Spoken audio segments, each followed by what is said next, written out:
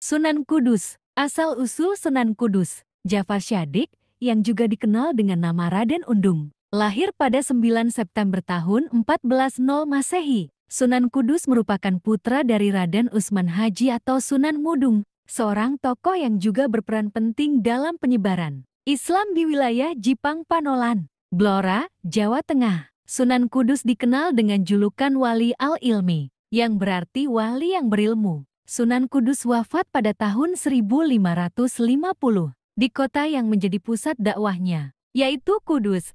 Makamnya berada di dalam kompleks Masjid Menara Kudus. Pernah membantu mengusir Portugis di Malaka. Cara berdakwah Sunan Kudus. Ia mengundang masyarakat sekitar untuk mendengarkan taplik di masjidnya untuk menarik perhatian. Sunan Kudus menambatkan sapinya yang bernama Kebo Gumarang di halaman masjid. Sunan Kudus menjelaskan tentang surat Al-Baqarah, yang berarti sapi betina, secara bertahap. Pendekatan ini mirip dalam cerita 1001 Malam dari masa kekhalifahan Abbasiyah. Saat perayaan Idul Adha, ia meminta agar masyarakat tidak memotong sapi sebagai hewan kurban. Ia menganjurkan agar kurban dilakukan dengan memotong kerbau. Hal ini untuk menghormati para penganut agama Hindu yang menganggap sapi sebagai hewan suci. Karya Sunan Kudus, Tembang Asmaradana, Mas Kumambang dan Mijil merupakan peninggalan Sunan Kudus dalam karya seni. Sunan Kudus memiliki warisan wayang golek dan wayang klitik atau krucil tahun ke-1583.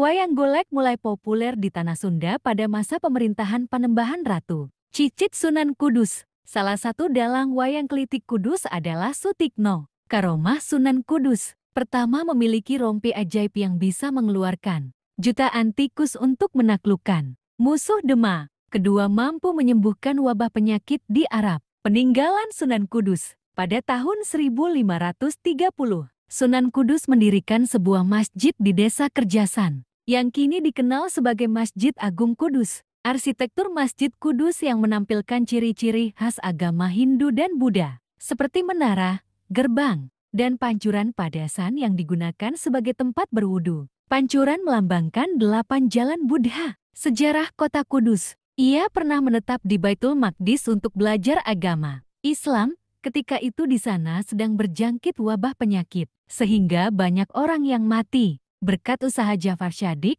wabah tersebut dapat diberantas. Atas jasa-jasanya, maka Amir di Palestina memberikan hadiah berupa ijazah wilayah, yaitu pemberian wewenang menguasai suatu daerah di Palestina. Pemberian wewenang tersebut tertulis pada batu yang ditulis dengan huruf Arab kuno, dan sekarang masih utuh terdapat di atas mihrab Masjid Menara Kudus, Pemkab Kudus, saat menolong wabah penyakit di Arab. Oleh penguasa Arab yaitu Amir diberi hadiah harta yang banyak. Ia menolak dan minta batu dari Baitul Muqaddis. Batu yang diminta oleh Sunan Kudus konon berasal dari Baitul Maqdis atau Yerusalem, yang merupakan salah satu kota suci bagi umat Islam.